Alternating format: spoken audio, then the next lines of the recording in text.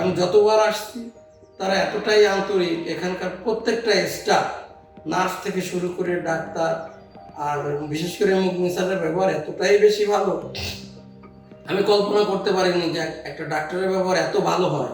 তো যাই হোক, আল্লাহর রহমতে সবার দোয়ায় এবং আপনাদের দোয়ায় আমি সুস্থ হয়েছি। আমি মোহাম্মদ আশরাফুল কবির পলাশ, আমি চাকরি করি পাঞ্জেরি পাবলিকেশন লিমিটেডে প্রোডাকশন ম্যানেজার হিসেবে আছি। জুলাইতে আমার প্রচণ্ড হাঁটা পড়ে, আমি একজন ডায়াবেটিসের রোগী। তো হাঁটতে হাঁটতে আমার পায়ে বুড়ো আঙুলে একটা ঠোসা পড়ে। ওইখানে আমি কুষ্টিয়াতে ডাক্তার দেখানোর পরে ওটা আমাকে অপারেশন করে, অপারেশন ওই যে ঠোসাটা ফেলে দেয়। আমি ওইখানে অনেক অ্যান্টিবায়োটিক খাই, ঘাটা শুকায় যায়, হালকা একটু থাকে।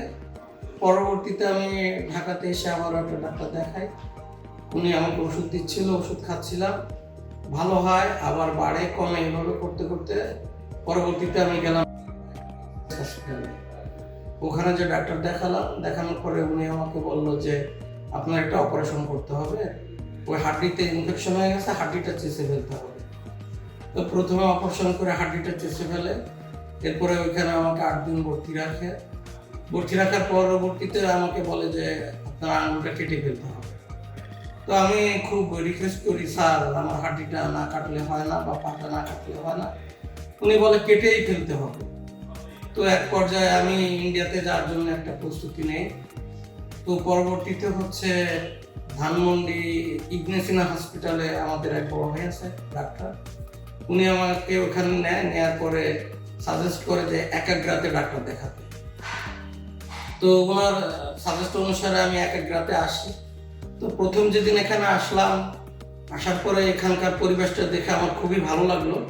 তখন কোনো স্যারের সঙ্গে কথা হয় নাই। তো পরবর্তীতে এখানকার যে ডাক্তার আছে রাশেদুল ইসলাম মুগনি স্যার, তো স্যারের সাথে কথা বলে আমার খুব ভালো লেগে গেল। কেন জানি আমার মনে হচ্ছিল যে ডাক্তারটা ভালো।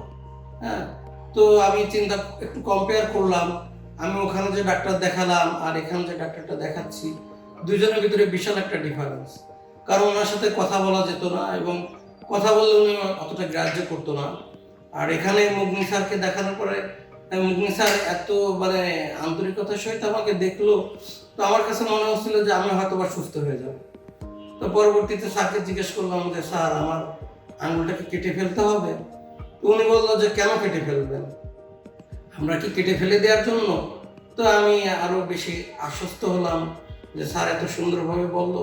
তারপর একটা ভয় ছিল যে ওইখানকার ডাক্তার যেহেতু বললো কেটে ফেলতে হবে, আমি আবারও রিপিট করি, স্যার আমার আঙুলটাকে কেটে ফেলতে হবে? উনি আমাকে খুব আশ্বস্ত করে বললো যে না, একাগ্রা কাউকে কেটে ফেলে না, একাগ্রা চিন্তা করে কতটা বাঁচায় রাখা যায়। কারণ স্যার আমাকে বললো যে আমরা তো একটা অঙ্গ কাউকে দান করতে পারি না, হ্যাঁ, তো এটা আল্লাহর প্রদত্ত জিনিস, আর আমি এত সহজে কেটে ফেলবো? আমরা ভাই সর্বোচ্চ চেষ্টা করি যতটা বাঁচা রাখা যায়। তো পরবর্তীতে আমি ট্রিটমেন্ট নিতে থাকি, এবং এখানকার স্টাফরা এত ভালো, সবাই এত আন্তরিকতার সহিত দেখাশোনা করে এবং এতটা যত্ন নেয়। তাদের সবার যত্নে আমি মনে করলাম যে আমি ভালো হয়ে যাব। আমার ভিতরে এরকম একটা বোধশক্তি কাজ করতেছিল।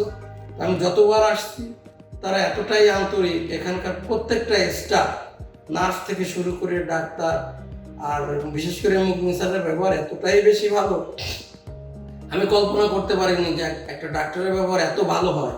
তো যাই হোক, আল্লাহর রহমতে সবার দোয়ায় এবং আপনাদের দোয়ায় আমি সুস্থ হয়েছি। আজকে আমাকে রিলিজ করে দিল, আমার পায়ের কোনো সমস্যা নেই, এবং স্যার বলছে যে আপনি স্বাভাবিক জীবনযাপনই করতে পারবেন, আমার পায়ের টোটাল কোনো সমস্যা নেই।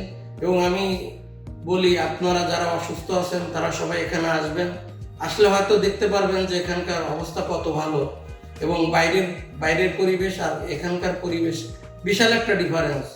তারা কিন্তু আমাকে কোনো ব্যক্তিগতভাবে কোনো সাহায্য করে নাই যে আমি হয়তো বলবো যে এটা ভালো না, কিন্তু আমার কাছ থেকেই ভালো লাগছে। কিন্তু এখানে আমার অত টাকাও লাগে নাই। এখানে আসার পরে আমাকে 5 দিন 7 দিন পর ড্রেসিং করাইছে, এবং ওইখানকার খরচও কম এখান থেকে, এবং এখানে ট্রিটমেন্ট ব্যবস্থাও ভালো। তাই আমি চাই আপনারা যারা অসুস্থ আছেন তারা এখানে আসবেন, এবং আমি সবার জন্য দোয়া করি, আমার জন্য আপনারা সবাই দোয়া করবেন। সর্বশেষে আমি একাগ্রা সেন্টারের মঙ্গল কামনা করি এবং এদের মতো যদি প্রতিষ্ঠান থাকে, আমাদের মতো যারা অসহায় তারা অবশ্যই ইন্ডিয়াতে যাবে না, এখানে ট্রিটমেন্ট করাবে। একাগ্রার মতো আরও প্রতিষ্ঠান আমরা চাই এবং একাগ্রা জানি ভবিষ্যতে আরও বেশি ভালো করে এবং এদের ট্রিটমেন্ট ব্যবস্থা এবং এদের সেবা ব্যবস্থা যত আরও ভালো হয়, আমি সেই দোয়া কামনা করি।